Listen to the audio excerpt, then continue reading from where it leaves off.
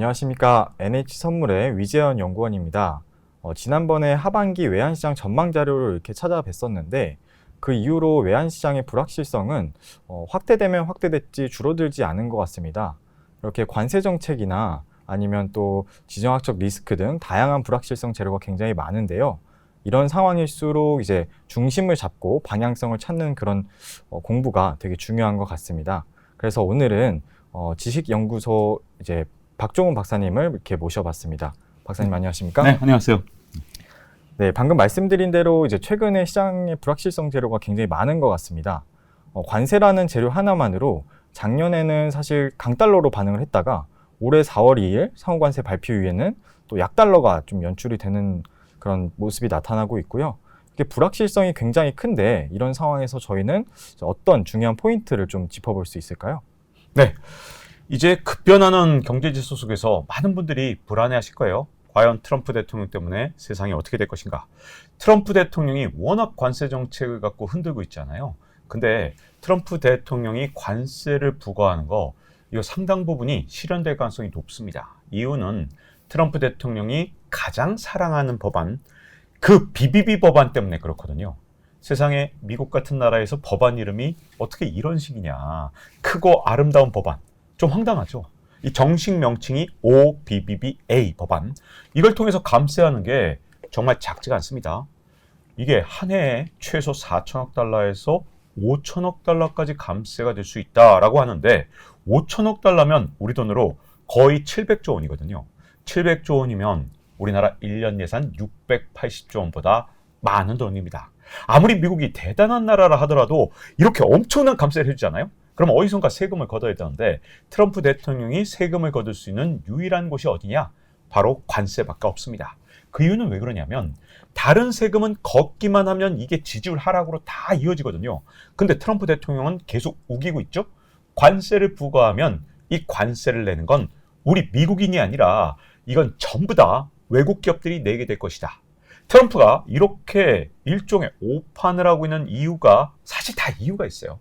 트럼프 1기 때도 관세를 부과했는데 2018년에 평균 관세율 12.5%로 중국에다가 관세를 매겼습니다. 그리고 2019년에도 10% 관세를 매겼는데 그때 당시에 중국이 어떻게 했느냐. 수출 보조금을 시진핑 주석이 엄청나게 준 겁니다. 그걸 통해서 수출 단가를 낮췄고요. 위안화 가치를 떨어뜨려서 미국으로 수입되는 물건, 중국 물건의 가격은 하나도 올라가지 않았습니다. 그래서 트럼프 대통령이 이런 착각을 하는 거예요. 심지어 트럼프 대통령이 공식 석상에서 우리가 관세를 매기면 걔네들이 다 보조금 준다니까 걱정하지 마 라고 얘기했던 건 트럼프 대통령 1기 때 무려 2번이나 똑같은 경험이 있었기 때문이거든요. 그런데 이제 세상이 달라졌습니다. 뭐가 달라졌냐면 이제 중국 정부에 돈이 없어요. 어느 정도로 없냐. 총부채 비율이라 그래서 중국의 기업 부채, 가계 부채, 정부 부채를 GDP로 나눈 거 있잖아요. 그러니까 GDP 대비 얼마나 부채가 많으냐 이 비율이 2009년만 해도 80%밖에 되지 않았는데 여러분 이게 300%가 넘었습니다. 그러면 중국이 더 이상 빚을 지기가 정말 힘들다는 거거든요. 왜냐? 미국이 280%밖에 안 됩니다. 선진국들이 대부분 다 250, 260 정도밖에 안 되는데 중국은 아직 개도국이에요. 개도국 같은 나라가 300%가 넘는 총부채 비율을 갖고 있다. 여기서 더 빚을 지겠다는 건 진짜 무리한 거기 때문에 중국이 더 이상 수출 보조금을 옛날 2018년이나 19년처럼 때려서 막 줄 수가 없습니다. 이게 트럼프 대통령의 첫 번째 오판이고요. 두 번째는 그때는 위안화를 마구 평가절하했습니다. 그래서 2018년, 19년에 위안화 평가절하를 하니 당연히 수출하는 중국 제품의 가격이 올라가지 않았었는데 이번에 위안화 평가절하를 할 수가 없는 이유가 있는데요. 그 이유가 이제는 글로벌하게 인플레이션 문제도 있고 중국 같은 경우는 지금 만약에 위안화 평가절하를 하면 아마도 해외 투자자들이 중국을 다 떠날 거예요. 중국의 FDI, 해외 직접 투자가 급격하게 감소하고 있는데 위안화까지 평가절하한다? 그러면 다 도망가겠죠. 그래서 중국도 위안화 평가절을 할 수 없고 한국이나 일본도 못합니다. 왜? 그랬다가 인플레 오면 어떡할 거예요? 그래서 트럼프 대통령의 생각과 달리 이게 쉽지 않은 상황이 와 있거든요. 자, 그러다 보니까 이제 우리가 앞으로 트럼프 대통령이 어떻게 관세 정책을 할 것인가 이런 식으로 분석을 해서는 트럼프 대통령이 앞으로 어떤 일을 벌일지 이걸 정확하게 알 수가 없습니다. 그래서 트럼프 대통령이 아니라 정확하게 글로벌 경제 상황을 이해한다면 트럼프 대통령이 어쩔 수 없이 할 수밖에 없는 여러 조치들을 우리가 파악할 수 있거든요. 자, 트럼프 대통령의 관세 정책, BBB 법안 때문에 피할 수 없고, 그리고 이거 트럼프 대통령의 관세 정책이 나오면 인플레가 올 수밖에 없는 그런 구조. 그 근간에 사실 뒤쪽에 있는 더 중요한 게 있습니다. 트럼프 대통령을 움직이는 진짜 보이지 않는 손은 따로 있습니다. 시진핑을 움직이는 보이지 않는 손, 그게 바로 뭐냐? 여기 장표에 보이는 바로 세계 경제 성장률인데, 자, 세계 경제 성장률이 1950년대만 해도 분명히 5% 성장했거든요. 그러니까 전 세계가 굉장히 빠르게 성장을 했던 거죠. 그런데 1960년, 70년 가면서 성장률이 뚝뚝뚝 떨어졌습니다. 5에서 3%대로 떨어지니까 어떤 일이 생겼냐? 1970년을 미국인들은 스태그플레이션, 그리고 아주 고통스러웠던 시대, 이렇게 기억합니다. 그 이유는 왜 그러냐? 성장률이 원래 3이었다 3인 건 고통스럽지 않아요. 5였다 3이잖아요? 이건 진짜 엄청나게 고통스럽거든요. 이게 미국뿐만 아니라 전 세계가 성장률이 이렇게 떨어지면서 엄청난 이 극심한 경제적 어려움이 있었는데, 근데 1990년대 다시 반전이 일어납니다. 그 반전의 주인공은 바로 중국인데, 중국이 세계 경제로 편입되면서 성장률이 엄청 높아졌거든요. 그러니까 중국 혼자서 막 14%, 15% 성장하니까 전 세계 경제 성장률을 견인하면서 무려 3.5%라는 다시 경이적인 성장률로 회복이 됐습니다. 그런데 여러분, 이 장표에서 보세요. 2000년대에는 연평균 성장률이 3.3%, 2010년대에는 2.9%, 그리고 2020년대에는 세계은행 전망에 따르면 2.4%까지 떨어질 것이다. 아주 비관적인 전망이 나오고 있습니다.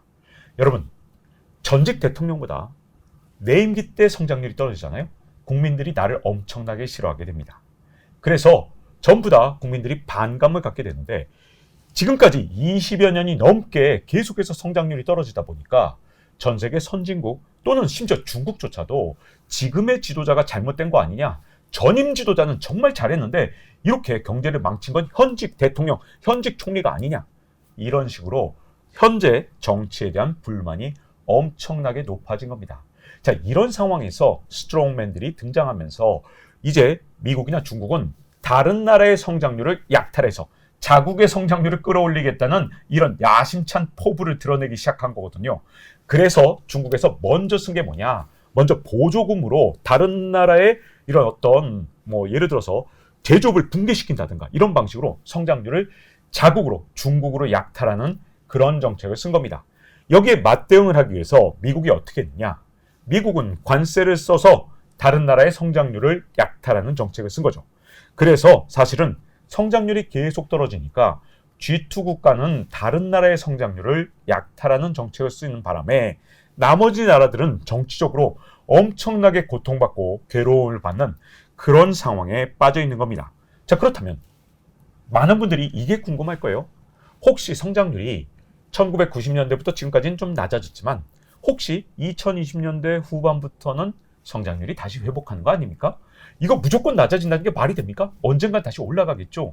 라고 물어보시는 분들한테 제가 안타까운 얘기를 하나 말씀드리겠습니다. 앞으로 30년 동안 성장률이 올라갈 가능성은 높지 않습니다. 그 이유는 왜 그러냐? 우리 경제 원론 배우신 분들이나 아니면 혹시 고등학교 때 사회 과목 배우신 분들 중에 경제학을 선택하신 분들은 아마 이걸 알고 계실 거예요. 한 나라 경제가 성장하려면 반드시 세 개 중에 하나는 있어야 되는데, 첫 번째, 자본의 추가 투입입니다. 돈을 때려 넣으면 성장합니다. 그리고 노동의 추가 투입. 다시 말해서 노동력을 막 때려 넣잖아요? 그럼 성장해요. 마지막 세 번째, 생산성이 높아져도 역시 성장합니다. 그런데 말이죠. 자본의 추가 투입이 쉽지 않게 됐습니다. 2010년대에 여러분 10년 동안 미국의 10년물 국채금리가 얼마나 된지 아십니까? 1.5%밖에 안 됐어요. 굉장히 낮았죠? 지금은 얼마예요? 제가 이 녹화를 하고 있는 시점 4.4%입니다. 그러니 미국의 10년물 국채금리는 3배나 오른 겁니다. 여러분, 10년물 국채라는 건 전 세계 장기 금리의 일종의 기준점이 되는 아주 중요한 그런 금리죠. 이렇게 미국의 국채 금리가 오르니까 전 세계 금리가 동반해서 다 같이 올랐거든요. 그래서 돈이 귀하신 몸이 됐기 때문에 예전만큼 막 투자를 한다? 이게 진짜 쉽지가 않습니다. 1.5%였을 땐 어떤 줄 아십니까? 일론 머스크가 나 화성 갈 거니까 막 이러니까 거기다 투자하겠다고 사람들이 줄을 섰거든요. 그래서 일론 머스크가 야, 너 투자자로 너 마음에 안 들어. 너 나가. 이런 식으로 투자자를 고를 수가 있었습니다. 하지만 이제 금리가 3배 오르면서 돈의 몸값이 올랐죠. 돈이 귀하신 몸이 됐습니다. 그래서 이제는 예전만큼 막 투자를 막 때려서 하지 않습니다. 지금 투자한다는 거 전부 다 AI 관련 투자지 미국에서 대부분 산업에서 투자하지 않고 있고요. 우리 한국 기업들도 대부분 AI를 제외하면 신규 투자가 거의 없습니다. 그러니 자본을 막 추가로 때려 넣는다. 이거 예전만큼 기대할 수가 없습니다. 언제가 돈값이 싸지면 되겠지만 금리가 쉽게 싸지지 않는 구조가 됐기 때문에 이게 기대하기 어렵거든요. 자, 그 다음에 여기 장표를 보시면 이 전 세계 합계 출산율이 나와 있는데 안타깝게도 전 세계 합계 출산율 여기 파란색인데 점점 내려가고 있죠. 선진국들은 이미 합계 출산율이 다 1990년대부터 내려갔기 때문에 성장이 멈추고 성장률이 0%대로 떨어진 겁니다. 자, 합계 출산율이 떨어지면 20년 뒤에 생산 연령 인구라 그래서 15세부터 64세까지 인구의 비중이 줄어들게 됩니다. 이 현상이 1990년대 일본에서 일어나면서 30년 장기 불황을 겪었고요. 2010년대에는 유럽에서 생산 연령 인구 비중이 줄어들면서 유럽도 장기 불황을 겪었습니다. 다만 미국이 좋았던 점은 뭐냐? 2007년까지 합계 출산율이 2.1이었던 유일한 선진국, 그게 미국입니다.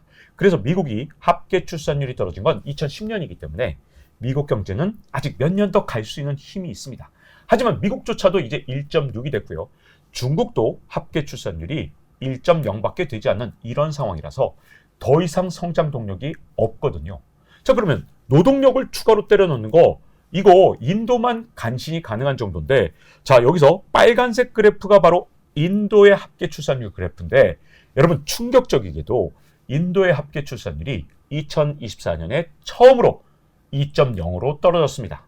일본이나 뭐 이런 나라들 떨어질 때 인도는 그래도 합계 출산율이 계속해서 6.0, 막 5.0 이렇게 유지하고 있었는데 웬걸 인도마저도 떨어졌으니까 앞으로 어떻게 되겠어요? 인도도 한 10여 년 뒤에는 결국은 인구 보너스 효과가 끝나고 인구 때문에 성장률이 떨어지는 인구 오너스 효과를 앞으로 겪게 됩니다. 다만 인도는 한 15년 정도 시간이 더 있다. 이렇게 볼 수 있지만 인도는 사실 세계 경제에서 차지하는 규모가 작기 때문에 나머지 나라들을 볼 때 앞으로 고성장을 한다 쉽지가 않거든요. 마지막으로 여러분 오른쪽에 있는 장표는 미국의 생산성을 10년 단위로 끊어서 나타내는 건데 1950년대가 생산성이 가장 높았습니다. 왜 그러냐? 여러분 이 논문을 발표한 사람이 로버트 고든 교수인데 최근에 IT 혁명, 스마트폰 혁명 이렇게 엄청난 혁명이 나왔는데도 왜 생산성이 떨어졌느냐? 대부분의 경제학자들이 이걸 받아들이지 못하니까 고든 교수가 알아듣기 쉽게 이렇게 비유를 했습니다. 여러분 전보 아시죠? 텔레그램 뚜뚜뚜뚜뚜뚜뚜 하는 거 있지 않습니까? 이렇게 전보로 소식을 전할 때 이게 진짜 갖고 온 혁명이 엄청났다는 거예요. 전보가 발명되기 전에 대서양을 건너서 소식을 전할 때는 무려 14일이 걸렸습니다. 근데 전보가 발명되고 해저 케이블이 깔리니까 여러분 소식을 전하는데 10분밖에 안 걸리는 세상으로 바뀐 거예요. 그래서 완전히 새로운 세상으로 접어들었는데 여러분 스마트폰은 그 전에 PDA라는 게 있었고요. 저는 PDA 막 1년에 한 대씩 바꾸는 바람에 그때 100만 원이나 됐습니다. 그거 막 바꿨거든요.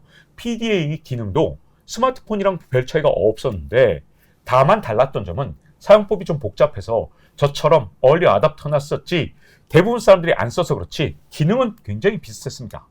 그런데 PDA가 있던 환경에서 스마트폰이 나왔기 때문에 추가적인 생산성 향상 폭은 옛날에 전보만큼 되지 않았다라는 게 고든 교수의 설명이거든요. 그래서 고든 교수가 틀렸다라는 걸 증명하려고 수많은 경제학자들이 뛰어들어서 생산성이 높아졌을 거야 라고 뛰어들었는데 웬걸 고든 교수가 맞았다는 결론이 나온 겁니다. 자, 그러면 이게 웬만해서는 AI 혁명으로 막 진짜 모든 게 바뀌기 전에는 생산성이 갑자기 올라갈 가능성도 별로 없다는 거죠. 그러면 자본, 노동력, 그리고 생산성 이 세 가지가 좀 안 좋기 때문에 앞으로 30년 동안 갑자기 성장률이 다시 올라간다. 이걸 기대하기가 진짜 어렵거든요. 자, 그래서 중국이 먼저 남의 나라의 성장률을 약탈하기 위해서 보조금을 엄청나게 준 겁니다. 여러분들이 쓰시는 로보락 청소기 이런 것들에 중국의 보조금이 최소한 30%가 포함되어 있는 겁니다. 중국의 전기차가 왜 이렇게 싼가? 거기에 중국의 보조금 40% 정도가 포함되어 있기 때문에 이게 중국 전기차가 거의 반값이 될 수 있는 거죠. 이게 다 중국이 남의 나라의 제조업을 붕괴시키고 그 나라의 성장률을 약탈하기 위해서 이런 정책을 썼던 건데 이제 미국도 더 이상 참지 않고 관세 전쟁을 시작하면서 이제 전 세계의 성장을 미국으로 끌어오는 전략을 쓰고 있습니다. 좀 안타까운 건 아니 미국과 중국만 싸우면 좀 좋아요. 그런데 왜 우리나라한테까지 관세를 물리고 유럽연합한테까지 관세를 물리느냐 이런 문제가 있는 거죠. 이게 중국이 전 세계한테서 성장률을 약탈하다 보니까 미국도 중국의 성장만 약탈해서 안 되겠다. 우리도 유럽도 그리고 일본도 한국도 다 성장을 약탈해서 우리 미국으로 가져오자. 이런 전략을 트럼프 대통령이 쓰기 시작한 겁니다. 그래서 결국 미중이 촉발한 무역전쟁이 전 세계로 확산되고 있는 게 현재의 상황인데 여러분 제가 불타는 유럽 지도를 갖고 온 이유가 뭐냐? 트럼프 대통령이 하도 기사거리를 많이 만드니까 우리 한국 언론은 트럼프 대통령의 일거수일투족 한마디 할 때마다 모든 걸 정말 대서특필하고 있습니다. 그래서 최근에 유럽 뉴스가 우리나라 언론에서 사라졌거든요. 그런데 유럽의 정치 상황이 미국보다 더 안 좋습니다. 어느 정도냐? 지난해 연말에 프랑스에서 국무총리가 탄핵을 당했는데 이거 프랑스 역사에서 62년 만에 처음 있었던 일입니다. 프랑스는 이원 집정부제거든요. 그래서 국무총리의 역할이 굉장히 중요한데 탄핵을 당한 거예요. 더군다나 독일 같은 경우도 작년 연말에 연정이 붕괴돼서 5달 동안 사실상 무정부 상태를 겪기도 했습니다. 네덜란드, 벨기에도 다 비슷한 상황이거든요. 우리가 유럽 그러면 굉장히 안정돼 있고 정치도 좀 평온하고 그럴 거라고 생각하시겠지만 최근에 유럽 정치가 왜 이렇게 흔들리느냐? 유럽도 날이면 날마다 계속 성장률이 떨어지니까 전임 대통령보다 현재 대통령의 인기가 계속해서 나빠지는 상태입니다. 거기다가 G2가 성장률을 이렇게 약탈하는 정책을 쓰니까 국민들이 참지 못하고 계속 현 정부를 계속 극도로 비판하는 상태에서 더군다나 극자와 극으로 완전히 이념 갈등을 겪으면서 이게 아주 심각한 극단적인 대립 현상을 겪고 있거든요. 자, 그러다 보니까 이제 앞으로 어떤 상황이 될 거냐? 이제는 완전히 분절화된 세상으로 갈 거거든요. 그래서 글로벌 서플라이 체인, 이제는 이쪽이 아니라 로컬 서플라이 체인으로 갈 가능성이 너무나도 크다는 겁니다. 그래서 앞으로의 세상에서 정말 중요한 건 로컬 서플라이 체인에 적응을 하는 것이고요. 자, 그리고 두 번째, 이번에는 금리와 또 동시에 환율과 연관된 아주 중요한 말씀을 드릴까 합니다. 이제 만약에 우리나라에서 선물 투자를 하고 해외 선물 투자를 한다. 그럴 때 제일 중요한 건 결국은 미국의 금리가 어떻게 될 것인가. 그리고 앞으로 환율이 어떻게 될 것인가. 이 부분이겠죠. 그런데 그걸 결정할 진짜 중요한 변수가 이제 엔드게임 상황 때문에 이전의 30년은 잊으셔야 됩니다. 새로운 30년은 이제 엔드게임이 시작됐거든요. 엔드게임이라는 게 도대체 뭐냐? 여러분 이거 어벤져스에서 오역을 하는 바람에 엔드게임이라는 용어를 다들 들어보셨을 겁니다. 엔드게임은 원래 체스 용어입니다. 체스에서 내 말이 거의 다 잡아먹혀서 이제 둘 수 있는 수가 거의 없는 상황. 그러니까 최종 단계라고 번역하는 게 맞거든요. 근데 가끔 경제학에서 이걸 비유적 표현으로 쓰는데 정부나 아니면 통화당국이 쓸 수 있는 수단을 다 썼어요. 그래서 더 이상 둘 수 있는 수가 별로 남지 않았을 때 이것도 엔드게임이라고 부릅니다. 자, 그러면 지금이 왜 엔드게임이냐? 원래 미국은요, 정말로 쓸 수 있는 수단이 많았습니다. 통화정책도 많았고 재정정책도 많았는데 이 두 가지 정책들이 지금 다 발목이 묶이고 말았거든요. 어떤 식으로 묶이기 시작했느냐? 자, 먼저 금리를 인하하는 것부터 묶이기 시작한 거 이거부터 설명을 드릴 텐데 사실 지난 40년 동안 가장 쉬운 직업이 저는 연준 의장이나 하는 총재였을 것 같습니다. 왜냐하면 금리가 워낙 1979년에 높았거든요. 얼마큼 높았냐? 기준금리가 세상에 20%였습니다. 20% 넘게 지금 금리 받으면 고리대금업자로 잡혀가요. 그런데 연준의 기준금리가 20%였으니 얼마나 기준금리가 높았는지 알 수 있죠.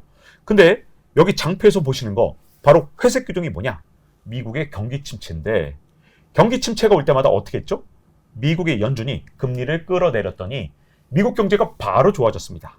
그래서 금방 미국 경제가 회복됐기 때문에 연준 총재가 정말로 쉬운 직업이었다 이런 표현을 쓰는 건데요. 근데 이게 언제부터 문제가 됐느냐? 2008년에 제로금리를 만들었는데도 좋아지질 않는 거예요. 그래서 이때 정말 연준이 당황을 했죠. 이때부터 미국의 금리 인하가 만병통치약이 아닌 그런 시대로 바뀌었습니다. 그래서 신무기를 하나 갖고 왔는데 바로 그 신무기가 뭐냐? 바로 양적 완화라는 신무기입니다. 여기서 검은색 그래프가 바로 미국이 얼마나 양적 완화를 했는가 이걸 나타내는 거고 빨간색 그래프가 뭐냐? 이거는 미국의 S&P 500 지수입니다. 여러분 앞으로 주식 투자하거나 부동산 투자할 때 딴 거 보실 필요가 없습니다. 한국의 부동산 가격은 정말 한국은행한테 완전히 달려있거든요. 여러분 주택 공급 그렇게 중요하지 않아요. 왜냐하면 뭐 30만 원을 공급한다 그래봐야 전체 지금 있는 주택 가운데 한 1%나 2%밖에 안 됩니다. 그거 공급이 늘어났든 줄어들었든 그것 때문에 집값이 결정되는 게 아니고요. 통화량이 늘어났다 하면 갑자기 막 2배씩 늘어나거든요. 그래서 통화량이 2배 늘어나면 어떤 문제가 있냐? 집이 3천만 원 있는데 예를 들어서 돈이 3천장 있다가 6천장이 돼요. 여러분 이게 집값이 더 큰 영향을 주지 3천만 원인데 30만 원 주냐 40만 원 주느냐가 그렇게 집값에 영향을 주겠습니까? 그래서 여기 그래프에서도 미국의 연준이 돈 푼 만큼 이렇게 미국의 주가가 올라가는 걸 보실 수 있습니다. 근데 앞으로는 이 미국의 주가하고 우리하고 조금 좀 닮아진 점은 뭐냐? 우리나라 옛날에 어떤 문제가 있었냐? 한국은행이 돈을 많이 풀었을 때 우리나라 기업들이 유상증자를 많이 했거든요. 그래서 우리나라는 코스피가 시가총액이 점점 늘어나는데 코스피 이 지표는 지수가 안 올라가는 이런 현상이 있었거든요. 근데 이제 상법 개정안 때문에 돈이 꼭 부동산으로만 가지는 않겠구나라는 쪽으로 갔기 때문에 자 그동안 우리나라는 한국은행이 돈을 풀면 거의 부동산으로 다 가서 부동산 가격만 올랐지만 이제는 한국은행이 돈을 풀면 아마도 부동산과 그리고 코스피 지수로도 얼마든지 돈이 흘러갈 수 있는 그런 환경으로 바뀐 겁니다. 그런데 이제 무슨 문제가 생겼냐? 2022년부터 갑자기 물가가 엄청 뛰어오르기 시작한 겁니다. 이것 때문에 앞으로 돈을 푸는 게 쉽지 않은 상황이 됐거든요. 자, 거기다가 여기서 보세요. 하위 90%가 검은색 선이고요. 상위 1%가 바로 이 빨간색 선입니다.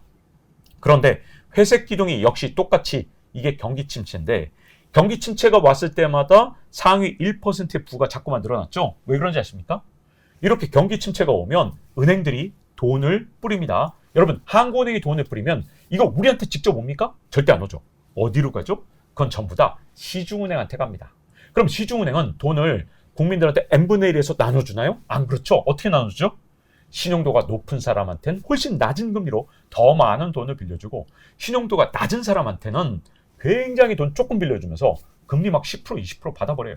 그러니까 이렇게 경제 위기가 왔을 때마다 부유층은 더 많은 돈을 낮은 금리로 빌릴 수 있었기 때문에 이렇게 빈부격차가 엄청나게 커져 왔던 겁니다. 왜? 상위 1%의 자산은 계속 늘어나고 하위 90%의 자산은 계속 줄어들었죠. 이걸 해소하기 위해서 바이든 대통령이 어떤 짓을 했느냐. 여기 장표에 있는 건 미국의 재정적자인데 여러분 2008년에도 미국의 재정적자는 1조 4천억 달러였습니다. 그때 미국 정부 미쳤다 그랬어요. 너무 많은 재정적자를 받기 때문이죠. 그런데 바이든 때 어떻게 했느냐. 23년, 24년에 미국 경제가 그렇게 좋았는데 웬걸 바이든 대통령은 1조 8천억 달러라는 진짜 엄청난 재정적자를 통해서 돈을 국민들한테 뿌렸습니다. 왜 그랬냐? 연준만 돈을 뿌리면 빈부격차가 계속 커지니까 재정 지출을 통해서 이렇게 재정적자를 보면서 돈을 뿌린 겁니다. 그래서 빈부격차가 줄어들었어요. 왜 재정 지출로 돈을 뿌리면 빈부격차가 줄어드느냐?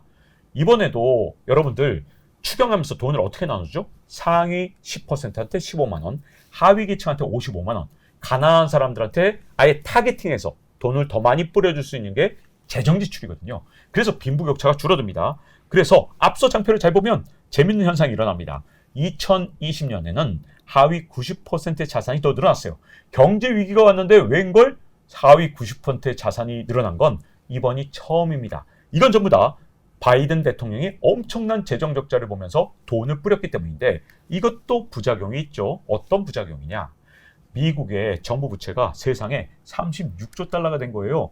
와, 이게 얼마나 늘어난 거냐?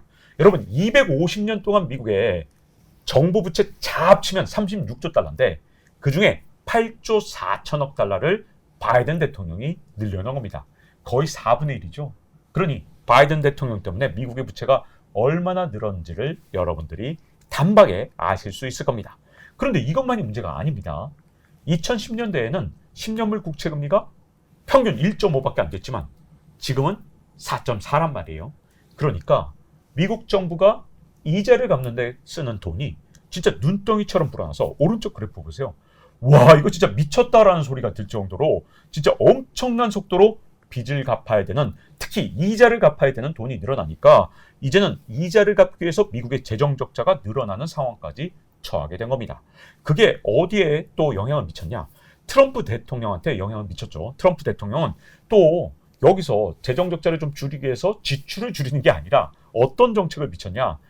아니, 갑자기 세금을 왕창 깎아주는 거예요. 그래서 트럼프 대통령이 세금을 깎아주지 않았다면 회색선인데 세금을 왕창 깎아주는 바람에 붉은 선으로 바뀌었습니다. 이 그래프는 미국의 GDP 대비 미국의 정부 부채를 나타내는 건데 트럼프 대통령이 아니었다면 이 비율이 2035년이 돼도 120%밖에 안 됐겠지만 트럼프 대통령이 진짜 천문학적인 이 세금을 깎아줬기 때문에 자칫하면 160%까지 갈 수 있거든요. 다만 트럼프 대통령이 관세로 세금을 일부 걷는다. 그러면 140%로 줄일 수 있습니다. 그래서 트럼프 대통령이 관세를 쉽게 포기할 수 없는 상황에 처하게 된 겁니다. 자, 이렇게 빚이 눈덩이처럼 불어나니 어떤 문제가 생기겠습니까? 미국의 경제 성장률이 앞으로 낮아지면 여러분 잘 아시죠? 성장률이 낮아지면 금리가 낮아져야 돼요. 왜 그러냐면 성장률이 낮아지면 돈을 빌려다가 어디다 투자해도 돈 벌 곳이 없기 때문에 당연히 돈 빌리는 사람이 줄어들고 성장률이 낮아져야 되는데 근데 미국의 성장률이 작년보다 올해 분명히 낮아질 거란 말이에요. 그러면 당연히 장기 국채 금리가 내려가야 되는데 웬걸? 이 그래프 보세요. 미국의 장기 국채 금리는 내려갈 생각을 안 하고 자꾸 올라가려고 합니다. 그 이유는 왜 그러냐? 시장의 원리는 성장률이 낮아지니까 금리가 낮아져야 되지만 미국 정부가 이제는 이자를 갚기 위해서 국채를 발행해야 되는 이런 황당한 상황에 처하게 되니까 금리가 쉽게 낮아지지 않으면서 이렇게 끈덕지게 높은 상황을 보이고 있습니다. 거기다가 미국의 물가도 예전에 세계화 때는 안정적으로 낮아진 상태로 40년을 보내왔지만 이제 걸핏하면 인플레가 올 수 있거든요. 왜 그러냐? 세계화가 끝나서 이제 베트남에다가 반도체 후공정을 하면 인건비가 17분의 1이었는데 여러분 미국에다가 공장을 지으면요. 갑자기 인건비가 17배로 올라요. 근데 지금 바이든 대통령하고 트럼프 대통령하고 연이어서 어떻게 했죠? 당근과 채찍을 들고 이제 앞으로 미국에다 공장 지어 안 그러면 혼난다 이렇게 됐습니다. 근데 미국에다 공장을 지으면 베트남보다 17배, 중국보다 5배 이렇게 인건비가 비싸기 때문에 세계화가 끝나고 이제는 자국 중심주의로 바뀌면서 걸핏하면 물가가 오를 수 있는 그런 상태로 바뀐 겁니다. 그래서 제가 지금의 경제 상황을 엔드게임 상황이라고 부르는데요. 옛날에는 뭐 금리를 인하하든 양적 완화를 하든 온갖 방법으로 경제를 살릴 수 있는 방법이 정말 많았는데 이제는 인플레와 금리 급등이 발목을 잡기 시작했고요. 그래서 미국이 꾀를 냈죠. 어떤 꾀를 냈습니까? 바로 스테이블 코인입니다. 여러분 스테이블 코인 다들 아시죠? 만약에 현물 달러를 가지고 스테이블 코인 회사로 가서 이걸 1스테이블 코인으로 바꾸면 이 스테이블 코인 회사들은 이걸 가지고 미국 국채를 사기 때문에 미국 정부가 스테이블 코인 회사들을 아주 귀엽게 본 겁니다. 그래서 지니어스 액트라는 것을 통해서 이걸 아예 제도권으로 편입시켜서 미국 국채를 떠받치는 그런 아주 중요한 이 자금줄로 쓰려고 하고 있는데 여러분 이것도 문제가 있는 게 베센트 재무부 장관이 2028년이 되면 스테이블 코인 시장이 2조 달러가 돼서 앞으로 미국의 국채 시장을 떠받치는 아주 중요한 버팀목이 될 것이다. 이렇게 자신 있게 말씀했지만 뭐가 문제냐? 앞으로 트럼프 대통령 때 4년 동안 미국의 총 부채는 10조 달러가 더 늘어날 겁니다. 그러니 2조 달러는 그중에 20%밖에 안 되거든요. 그래서 미국의 엔드게임 상황이 만만치 않고요. 그리고 더군다나 미국은 초강대국이라 얼마든지 다른 나라를 동원할 수 있죠. 플라자 합의가 대표적인데 근데 이번엔 쉽지가 않습니다. 왜냐? 왼쪽에 있는 건 영국의 10년물 국채금리인데 이게 한 4년 전만 해도 0.1%였다가 지금은 4.6%로 무려 46배가 올랐습니다. 일본도 마이너스 금리였다가 1.5가 됐습니다. 이 정도로 미국의 또는 국채금리를 이거 낮게 하려면 뭔가 영국이나 아니면 일본이나 독일이나 이런 자금들이 들어와서 미국 국채를 사주면 좋겠지만 이제는 다른 나라의 금리도 다 올라가고 있기 때문에 쉽지가 않거든요. 왜 그러냐? OECD 총 정부 부채를 보세요. 2007년에 25조 달러였는데 24년에 55조 달러가 됐습니다. 코로나 위기를 거치면서 정말 많은 나라들이 돈을 엄청나게 썼고 이것 때문에 자국 금리가 다 올라가는 상황이에요. 왜 그러냐? 성장률이 아무리 떨어져도 정부가 돈을 너무 많이 빌리기 때문에 금리가 쉽게 내려가지 않는 현상이 모든 선진국에서 다 동시에 일어나고 있기 때문입니다. 그래서 저는 투자 기회가 있다고 생각하는데 뭐냐? 우리나라 금리는 선진국 금리하고 굉장히 달라요. 여기 장표를 보세요. 다른 나라 금리는 심지어 독일 같은 나라도 다 금리가 올라가는데 우리나라는 최근에 금리가 떨어졌습니다. 왜 그러냐? 우리나라는 연못안에 고래 한 마리가 살고 있는데 제가 AI한테 시켜서 연못안에 고래의 국민연금을 한번 그려봐 했더니 MPS라고 이렇게 약자까지 쓰면서 연못안에 고래를 아주 귀엽게 그려놨죠. 여러분 대한민국이 연못이라면 국민연금이 갖고 있는 자산은 완전 고래입니다. 근데 국민연금을 개선해서 어떻게 했죠? 개선인지 계약인지 그건 잘 모르겠습니다만 어쨌든 개혁을 해서 이렇게 했죠. 어떻게 했습니까? 9% 내는 걸 점진적으로 13%로 올렸습니다. 그러니 아주 뚱뚱한 고래가 된 거예요. 근데 국민연금은 전체 자산의 28%를 무조건 한국의 채권을 사도록 되어 있기 때문에 국민연금이 점점 뚱뚱해지면 뚱뚱해질수록 어떻게 될까요? 우리나라 금리는 상대적으로 미국보다 낮은 상태가 유지될 가능성이 굉장히 높습니다. 더구나 또 하나 이유가 있는데 여러분 유럽은 45년의 전쟁이 끝났기 때문에 46년생부터 64년생까지가 베이비붐 세대입니다. 그러니까 가장 어린 베이비붐 세대가 61세로 이미 은퇴를 해서 옛날에 저축을 열심히 하다가 이제 은퇴하면 어떻게 해요? 저축했던 돈을 까먹으면서 먹고 살아야 되죠. 저축이 점점 줄어듭니다. 그럼 시중에 돈이 줄어드니까 여러분 세상에서 돈이 시중에서 점점 줄어들면 돈값이 올라가죠. 그래서 금리가 올라갑니다.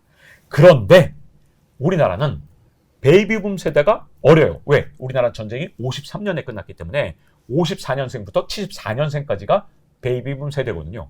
74년생 아직도 51세로 현역으로 저축을 하고 있으니 당연히 자금이 쌓이는 속도가 굉장히 빠른 겁니다. 그래서 우리나라가 상대적으로 금리가 낮은 현상이 저는 최소 3년에서 한 7년까지 갈 거라고 봐요. 우리나라가 정년이 60세라고 돼 있지만 그 60세를 지키는 사람은 우리나라 사람 중에 한 10%밖에 안 되고 90%는 한 55세에 그만두잖아요. 그러니까 74년생이 마지막 은퇴를 한다. 그때는 금리가 올라갈 거예요. 그게 3에서 한 7년 뒤라고 생각하는데 그 전까지는 우리가 상대적으로 금리가 낮습니다. 자, 이런 상황이 계속되면 환율이 어떻게 될 거냐? 여러분 간단해요. 저는 2019년부터 계속 뭐라고 권해왔냐? 전 재산의 50%를 달러로 바꿔라. 전 재산의 10%를 금으로 바꿔라. 라고 했습니다. 이거 전부 다 유튜브 컨텐츠나 아니면 KBS의 홈페이지에 다 있거든요. 그때 6년 전에는 환율이 1달러에 1,060원이었고요. 금은 1g에 48,000원이었는데 지금은 얼마예요? 15만 원이죠. 자, 이렇게 된 원인들을 말씀드릴게요. 일단 제가 자신 있게 왜 환율에 대해서 달러로 바꾸라고 2019년에 말을 했느냐. 우리나라 금리를 생각해 볼게요. 제가 지금 1년짜리 국채를 봤을 때 우리나라 금리는 한 2.2%밖에 안 되고 미국은 한 4% 됩니다. 만약에 복리로 10년 동안 1억 원을 맡겨놓는다. 미국의 1년짜리 국채로 돈을 굴리면 1억 5천만 원이 훨씬 넘거든요. 근데 한국에서 굴리면 1억 한 2,300만 원 정도밖에 안 됩니다. 그래서 제가 이렇게 금리차가 나는 상황에선 앞으로 계속해서 미국으로 돈이 빨려나갈 수밖에 없다는 거고요. 자, 그 다음 두 번째는 옛날에는 우리나라 수출 기업들이 수출을 잘해서 돈을 벌어오면 이 돈 갖고 어떻게 했죠? 전부 다 원화로 환전해서 이거 전부 다 설비 투자를 한국에 했습니다. 그런데 이제는 전 세계가 보호무역을 하기 때문에 우리나라 수출 기업들이 우리나라의 공장을 못 만들거든요. 미국이나 인도에 만들어야 된다. 이런 강박 관련 때문에 달러를 벌어오잖아요. 그럼 직원들 월급만 원화로 환전하고 나머지 목돈은 전부 다 달러로 갖고 있습니다. 왜? 이거 우리나라 땅에다 더 이상 투자 안 할 거니까. 그래서 달러의 공급이 거의 없죠. 마지막 세 번째는 여러분 연준이 돈 많이 찍었다고 생각하시죠? 양적 완화 때문에. 근데 우리나라 한국은행이 더 많은 돈을 찍었습니다. 지난 45년 동안 M2 증가량으로 볼 때 미국은 14배가 늘었지만 우리나라는 70배가 늘었어요. 그래서 이런 세 가지 원인 때문에 앞으로 환율은 위로 열려있지 아래로는 닫혀있다고 저는 생각합니다. 다만 이걸 끌어내리는 게 누구예요? 한국은행이죠. 그리고 국민연금까지 동원해서 진짜 온갖 방법으로 끌어내리고 있기 때문에 정책적 효과가 있을 땐 환율이 내려가지만 그 정책이 끝나고 나면 다시 환율이 튀는 현상이 계속해서 반복될 겁니다. 그래서 끌어내리는 건 오직 통화당국의 힘이고 그 다음에 올라가는 게 시장의 힘이기 때문에 금리가 우리가 상대적으로 미국보다 훨씬 낮은 상황, 이 상황이 유지되는 동안은 환율이 위로 올라가는 힘이 굉장히 강하다는 겁니다. 이걸 막으려고 외환보유액을 엄청나게 써왔기 때문에 지금 우리나라 외환보유액이 지금 최근 동안 700억 달러가 줄었거든요. 원래 4,700억 달러였는데 이제는 4,040억 달러밖에 되지 않습니다. 그러니 더 이상 끌어내릴 여력도 없는 상태에서 한 3에서 5년은 우리가 금리가 상대적으로 미국보다 낮은 상태에서 계속해서 돈이 달러로 옮겨가려고 하기 때문에 이 문제가 우리 환율에 큰 부담이 될 겁니다. 더군다나 우리나라 인구 구조가 그 어느 나라보다 나쁘기 때문에 여기서 하늘색이거든요. 노동인구 100명당 도대체 몇 명을 부양하느냐? 유럽이 먼저 100명당 30명 이상 부양하면서 먼저 망가졌는데 우리나라도 2025년부터는 인구 100명당 어르신들을 30명 이상을 부양해야 되기 때문에 한국의 저성장은 고착화될 가능성이 굉장히 큽니다. 자, 그래서 제가 앞으로 우려하는 건 이 한국의 저성장이 이제 시작될 때 이때 돈을 왕창 풀 수 있거든요. 왜 그런지 아십니까? 성장률이 괜찮을 때 돈을 풀잖아요. 그러면 물가가 엄청 뜁니다. 그래서 정부에서 쉽게 돈을 못 푸는데 저성장의 초입에서는 웬만해서 물가가 안 오르기 때문에 그때 돈을 많이 풀거든요. 그래서 마지막으로 자산 가격이 상승하는 때가 어떤 때냐? 일반적으로 성장이 멈췄을 때 그때 자산 가격이 마지막 랠리를 할 때가 굉장히 많습니다. 그래서 일본도 버블이 꺼지기 전에 엄청나게 주가가 올랐던 거 왜 그러냐? 성장률이 낮아지기 시작하니까 정부가 많은 돈을 뿌릴 수 있었고 이게 전 세계에서 공통적으로 나타났기 때문에 지금 자산 가격에서의 변화는 일종의 우리가 저성장으로 진입하는 초입에 일어나면서 현상이 일어난 거고요. 그 돈을 뿌린 만큼 어떻게 될까요? 환율이 문제가 되겠죠. 그래서 앞으로 이 돈을 뿌린 부작용이 환율로 나타나기 시작하면 우리나라 자산 가격 상승의 랠리가 끝날 수 있다는 점을 약간은 염두에 두시고 투자에 나서시는 게 좋을 것 같습니다. 이상으로 마치도록 하겠습니다. 예, 이렇게 박사님의 말씀을 좀 많이 들어봤는데요. 박사님이 일단 첫 번째 성장률부터 금리 그리고 환율까지 이렇게 좀 다뤄주셨습니다. 지금은 이제 좀 궁금한 거를 좀 여쭤볼까 하는데요. 우선 금리에 대해서 제가 좀 여쭤보고 싶은 거는 일단 말씀 주신 대로 전 세계 글로벌 세계 경제에 이제 성장률이 둔화가 장기화가 되고 있고 미국과 중국은 다른 나라의 부를 약탈하면서 이런 성장률 전략을 새로 쓰고 있는 것 같습니다. 근데 제가 이제 생각을 하기로는 2008년 이전에는 이제 글로벌 금융위기 이전에는 미국이 금리를 인하를 하면서 성장률을 도모를 했지만 2008년 이후에는 말씀하신 대로 금리 인하가 약발이 안 되자 이제 양적 완화라는 재료를 썼습니다. 양적 완화라는 게 뭐 쉽게 말하면 그냥 돈을 찍어서 성장을 한다는 건데 그럼에도 불구하고 미국의 인플레이션이 발생하지 않았던 것은 이제 미국이 해외 무역을 하면서 인플레이션 어느 정도 수출을 했다 이렇게 저는 이해를 하고 있습니다. 근데 지금 트럼프 대통령의 이제 관세 정책을 보면 이제 수입을 조금 관세를 그만큼 올리면 수입은 그만큼 줄어들 거고 그만큼 달러가 해외 유출되는 양도 줄어들 텐데 그럼 아까 제가 말씀드린 대로 성장률은 둔화되는데 오히려 인플레 수출이 안 되니까 미국에서 인플레이션은 계속 발생할 확률이 높다. 그러면 하나는 금리 상승 재료고 하나는 금리 하락 재료인데 저희는 이거를 어떻게 좀 장단기 시계열적으로 해석을 할 수 있을까요? 네, 이렇게 보시는 게 제일 좋을 것 같은데요. 일단 기본적으로 동태적으로 보실 필요가 있어요. 이게 한 방향으로 금리가 올라가고 내려가고 하는 게 아니라 시차를 두고 움직일 건데요. 일단 미국에서 정말로 이번에 관세를 진짜 고집하게 되면 미국의 물가가 올라가긴 진짜 올라갈 거예요. 근데 문제점은 미국 정책 당국이 어떤 정책을 쓰느냐에 따라 굉장히 달라지는데요. 아마도 트럼프 대통령이 파월 뭐 중간에 못 자른다 하더라도 내년 5월엔 분명히 굉장히 트럼프 대통령의 말을 잘 듣는 사람으로 바꿀 겁니다. 아마도 그러면 금리를 크게 낮출 가능성이 있겠죠. 자, 근데 이게 시간 순서로 뭐가 먼저 일어나냐가 굉장히 중요한데 파월을 바꾸기 전에 미국의 경기 침체가 일어난다. 그러면 당연히 금리는 떨어지죠. 경기 침체가 왔는데 돈을 누가 빌려갑니까? 돈을 빌려서 투자해서 돈 벌 곳이 없는데. 그런데 그때까지 만약에 미국의 경기 침체가 없는 상태에서 파월이 교체되고 굉장히 완화적 정책을 쓰는 사람이 나타나잖아요. 그러면 돈을 찍어내고 양적 완화 더 할 수도 있고요. 그렇게 되면 제가 보기엔 트럼프 대통령이 시킨 대로 할 거니까 돈을 엄청나게 또 뿌릴 겁니다. 그런데 그 현상은 아주 일시적으로 일어나면서 그 다음에 무슨 문제가 생기느냐.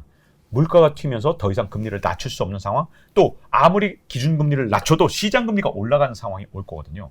자, 그래서 다시 한번 정리하면 자, 먼저 경기 침체가 오는 상황이 오면 금리가 내려갑니다. 그랬다가 나중에 이 경기 침체를 이기기 위해서 어쩔 수 없이 금리를 왕창 낮출 거 아니에요. 그러면 다시 미국의 인플레이션이 일어나기 때문에 그 인플레이션 기대 때문에 다시 시장금리가 올라가는 현상이 일어날 거고요. 자, 그 다음 시나리오 두 번째는 뭐냐. 내년 5월까지 계속해서 미국의 경제가 침체를 겪지 않고 계속 좋아요. 그런 상태에서 연준 의장을 바꿔버리면 분명히 돈을 엄청나게 뿌리면서 금리가 내려갈 겁니다. 이것도. 왜냐하면 양적 완화 다시 재개하면 당연히 10년물 국채 금리도 내려갈 수 있죠. 그런데 그게 어떤 효과를 갖고 오느냐? 당연히 또 인플레이션입니다. 그래서 인플레이션이 온다고 생각하면 그 기대치로 당연히 다시 시장 금리가 올라가기 때문에 문제가 뭐냐? 결국은 잠깐의 금리 하락은 충분히 있을 수 있지만 두 시나리오 모두 인플레이션을 불러오기 때문에 다시 금리가 올라가는 그런 저는 고금리 시대보다는 중금리 시대로 갈 가능성이 굉장히 크다고 보는데요. 왜 그러냐?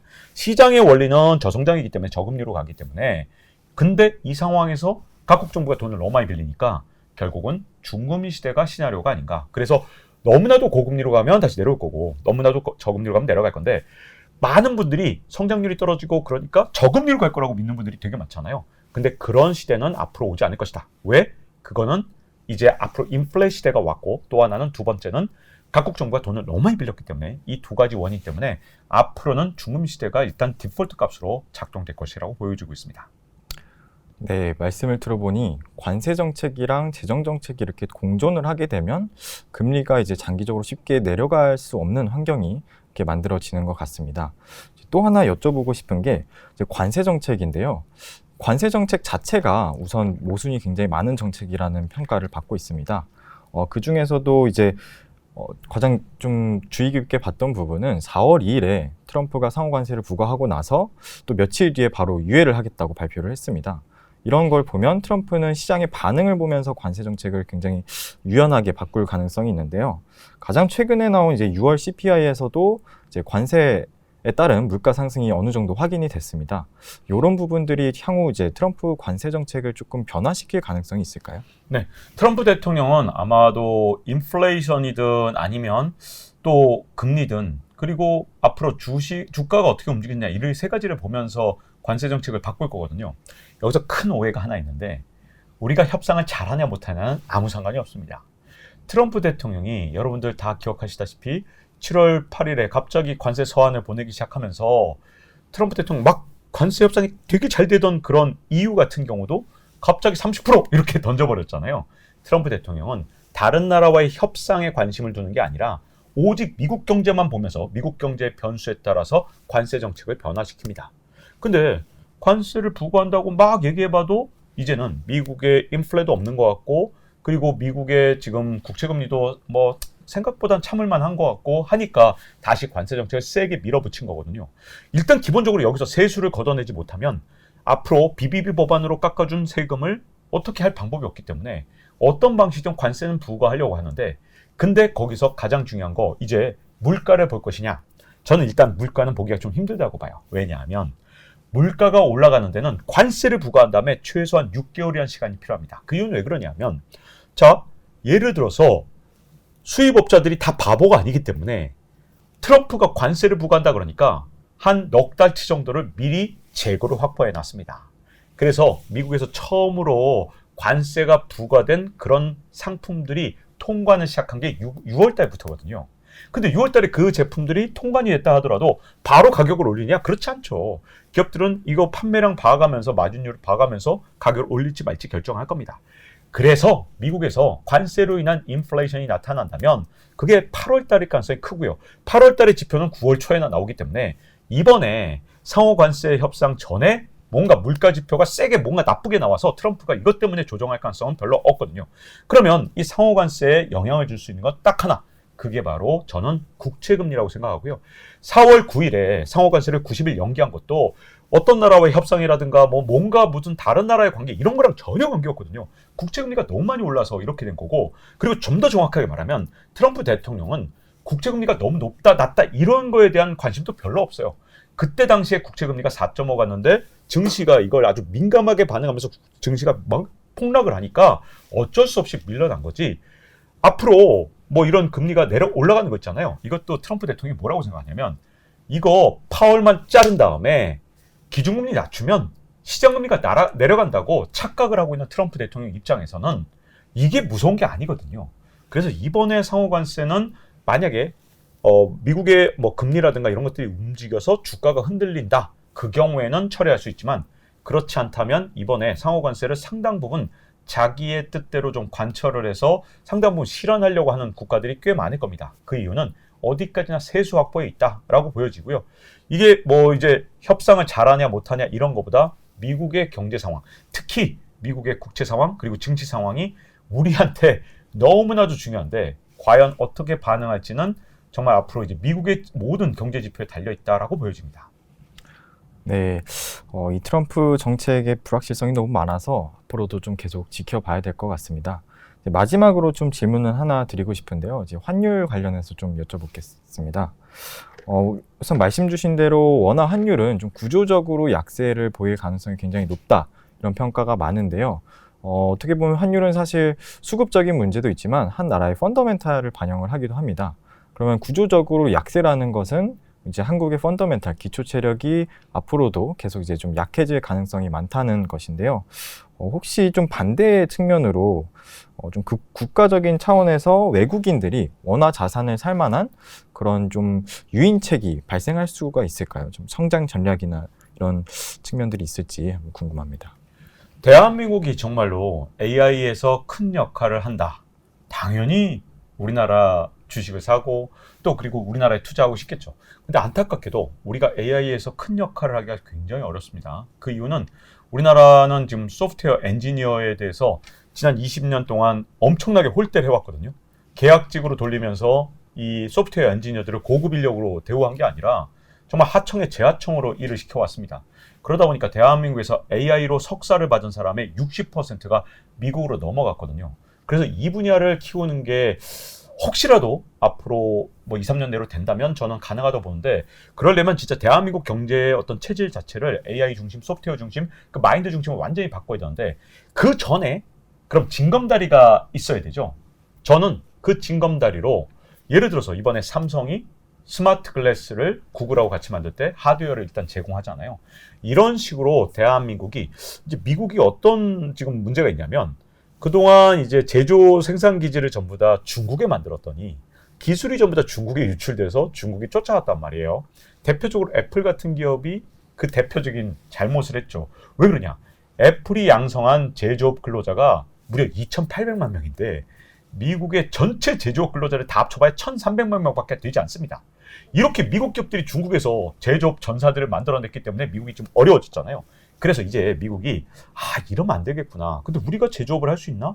우리가 1인당 GDP가 88,000달러인데 이게 될까?